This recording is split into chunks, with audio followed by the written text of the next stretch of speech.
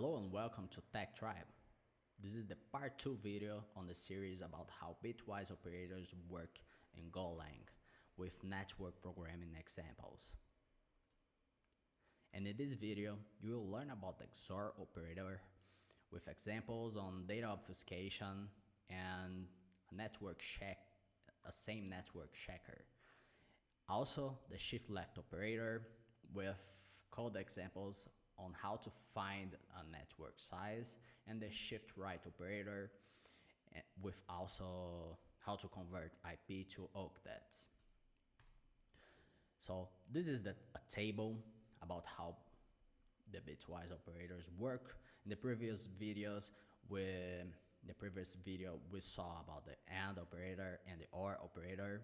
In this video we will see about the XOR, shift left, and shift right. You can see right here how all of them operate. Let's start with the XOR operator. So XOR is commonly used in network, use it all the time, and essentially you will see a lot on error detection or checksums, algorithms, simple data obfuscation package, code, which is pretty fun to do and pretty easy, you'll see later on, and network packet manipulation too. So the XOR operator, when the bits are equal, the result will be 0 or false. They're also called the difference operator. When numbers are different, the result is true. So XOR, difference operator, right? So equal values are false. That seems a little bit odd. So just remember that XOR operator is the difference operator, right? Right here, let's see an example on a simple example about Git branches. So yeah, that's a good analogy to check about how the XOR operator works. So imagine you are tracking changes between your branch and main. If neither branch changed a file, so 0, XOR 0, no conflict, right? So they're equals, so the result will be 0, right? So right here, equal values equals false. So 0 is false in binary, essentially. So if your branch changed, so 1, it's equal to true, right? Your branch changed, and main branch, no change, you have a diff, right? So equal values will be false. In this case, this is not true, so the values are different, so the result will be true, right? Same case here. If you have no change on your branch, but on branch main you have changes, you have a difference on your code base, right? On changes, so it will be true. And if both of them changed, no diff, 0, right? So this is how the XOR operator works.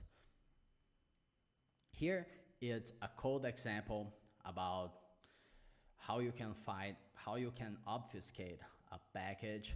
Well, this is a pretty easy thing to do. You only have to declare a simple key, which in this case it's only a byte.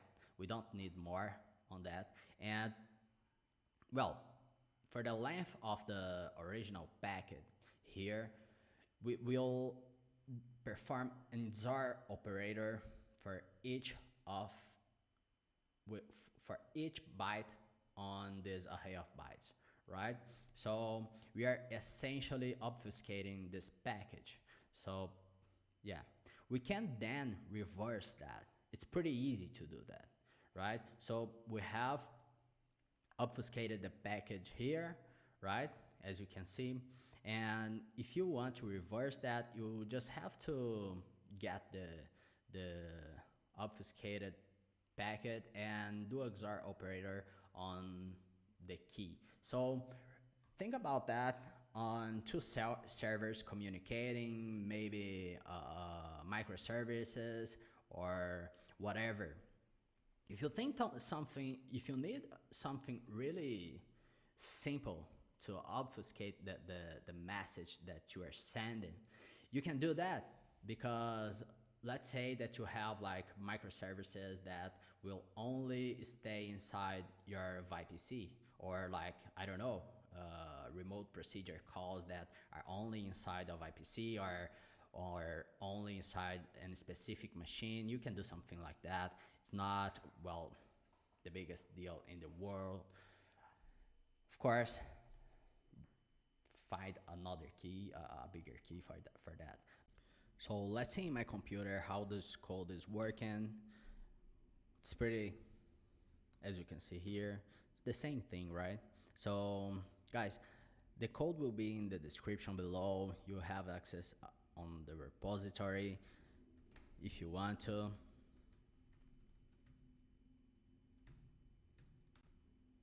So you can see that I'm printing the original array of bytes, and then the obfuscated packet using the key that we predefined it here, and the deobfuscated packet, which is, well, the XOR operator on the obfuscated packet for, well, each byte inside the array of bytes.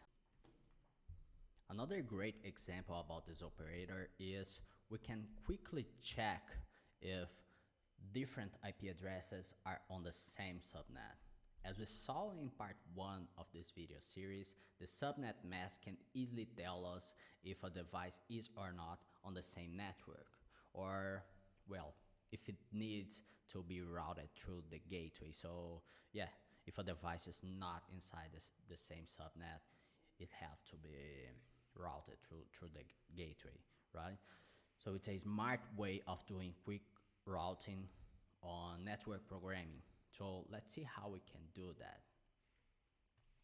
Here's an easy way to do that. I'm declaring an IP1 address, so I'm passing as any string parameter here, and I'm basically just doing a parse here with that net packet. And I'm also doing a parse on our IP mask, which is being passed right here in the parameter. And then I will start the XOR result on each of these IP addresses. So the IP address 1 XOR IP address 2. So don't remember that the XOR operator is the difference operator, right? So right here we will print, and, well, we will see the result of this code. We will start to the end result. Right here I'm starting, so, well, we can see this pretty easily.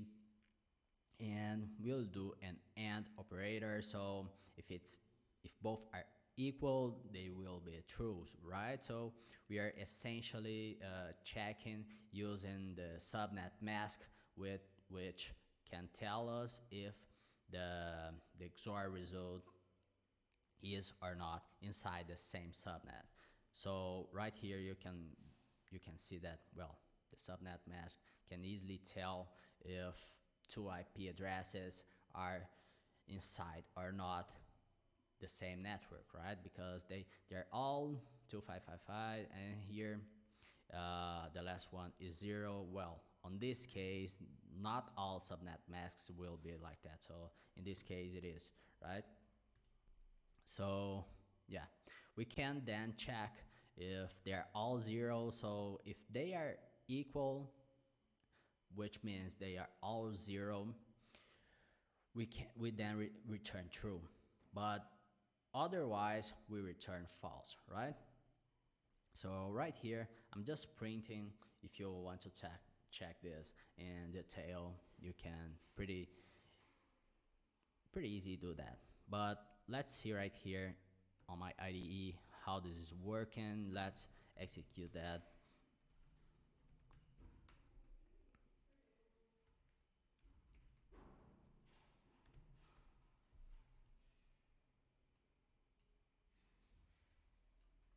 So we are calling IP1, IP2, and the mask right here. And then I'm doing IP1 and IP3.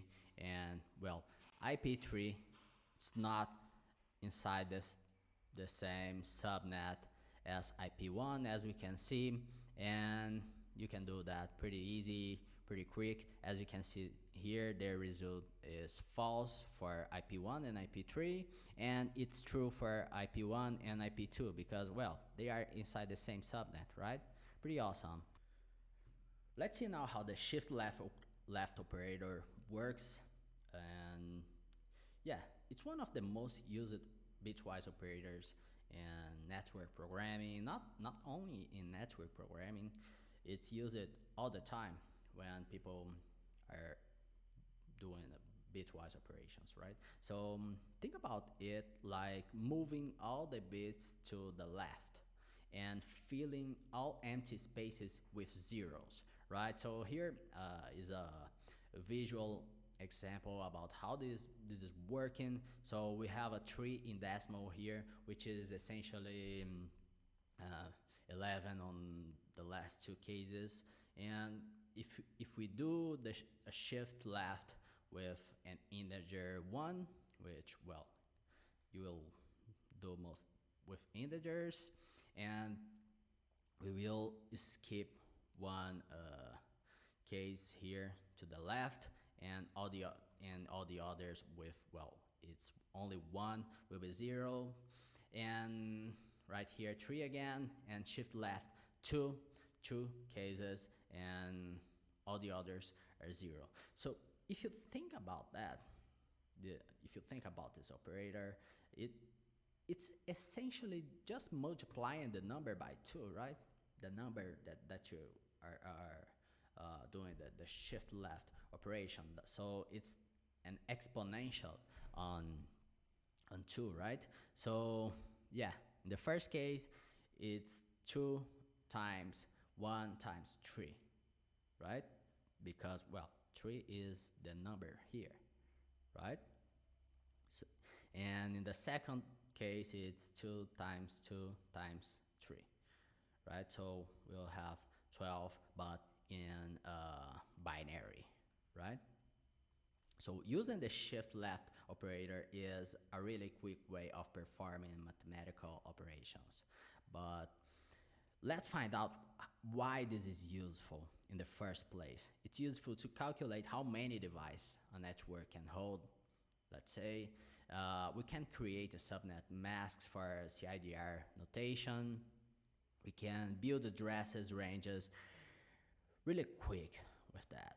And we can allocate a lot of bandwidth and powers of 2. So yeah, you can do that. So finding the size of network, how many hosts a subnet can have. And yeah, let's first understand what is CIDR. So CIDR is a method for allocate IP addresses and routing network efficiently. So you are depending on the number of CIDR that you choose for your subnet. You can have more or less devices inside the same network, right? So if with a higher CIDR, less hosts we will have on the networks, and I will show you visually how this works, right? So an IP address have 32 bits. We saw that a bunch of times already, and right here, this is just an example IP address. If we get this IP address and choose a CIDR of 25, we are, well, it's not correct right here. So yeah, this is 28, guys. This is 28, right? I will fix that. So if we choose 28 as a CIDR, and we do like 32 minus 28, it's 4 bits, right? So 2 to the power of 4 is equal to 16 addresses. And so yeah, 16 addresses or 16 different hosts or devices inside the same network that you can have, right? Right here, If we choose a CIDR of 16 and well, IP address have and a IPv4 address have 32 bits minus 16 bits, we have left 16 bits. So 2 to the power of 16 is, well, 65,535 addresses. So you can have this amount of devices inside the same network. So why this matters a lot? And this matters a lot because a lot of the time info guys and or anyone that is network programming, that is planning like cloud or something, or it's planning about how to make an infrastructure for their network. Doesn't matter if it's physical on in the cloud. Maybe you don't need a lot of devices, right? Because, well, everything comes with a cost, right? So if you have a really big network and you have an issue with this network, it's really hard to troubleshoot and to maintain like security. It's harder to maintain and so on, right? And in a lot of cases, you don't need like 65,000 addresses. So yeah, let's see on a visually example about how this work. So we can easily, you see, it's a tiny small function to calculate the network size for us, right? So as the shift left operator is essentially multiplying to the power of 2, and well, a bit can store like two values. We can easily do that. We just have to